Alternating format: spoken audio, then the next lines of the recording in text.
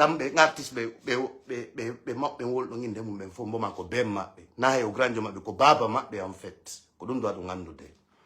kono wondum yimo yara do tawata yimo ko yawto Tanzanie ko jembina Tanzanie ngum wela kunko yara do kadi ko su min goy di gimi mo yurmude go ndabay kana bon dum on dabay ko nawro mom on bêtise mon goy kisa gimo e mongi na fatu ndemene me ngum pae mo et puis meden yidi pullo créer o hunde tawata annal non fo jembay dum do benna ko pullo créer dum la yidi dum artiste be arambe be ari ko pular be yimata be yima kadi gimi men ding be nanti inde baba mal hande on jembinali goddo baba mal essaye yali wonugol américain jo essaye yali wonugol anglais jo il a resté lui-même baba mal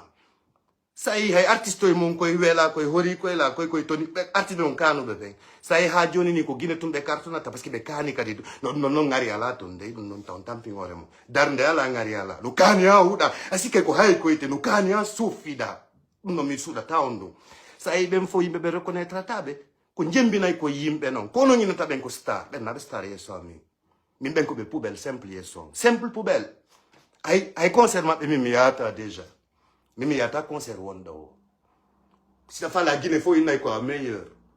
Si ta ina meilleur ka gita mi na meilleur. Ami mi supportata gorko ti deboti mi acha worbe. Mi supportata achi yaltina be original mi joka copier coller mi watalum. Je le ferai pas. En fait, min combat angongo no CD mo on est consommateur simple, vous êtes des mélomanes. Mi lanka terrain, lang andi je suis artiste, musicien, lang andi pigi no fe irta. Awa ko yimo e mon be toni mu adi nu yara no kani tro min ton dam je tukana ru mongo ngadong e ango yi madum kori monki madum e dolokaje pantalon je mon jane dum ndabbe ka nawron dum na fere non copie gol do Tanzanie njara do e wullugol do e pular mi jabata dum mi dadi mpiji wassalam ko dum yarno yewtugol mboma reste tel que tu es ça déconne mere mi yotoma mais t'as rien fait de mal fu sawada ko boni adi kombe famin kinido ko koy en fait yimoy quoi yimoy go no wodi les batami na hay on région yimbe yobe do men fo ils sont un petit peu parfois bizarres quoi très bizarres en fait watale la muradu modiru a ku neddo mon don kunno marane ku ngore mon copier ko leoy mon ko yimoy mimbe mimbe sibe nebi tourne de Europe kala ko be wadi min haybe yata la mi yita si fabe ani min kombe woni jati am ko Jani Alpha et rap et striker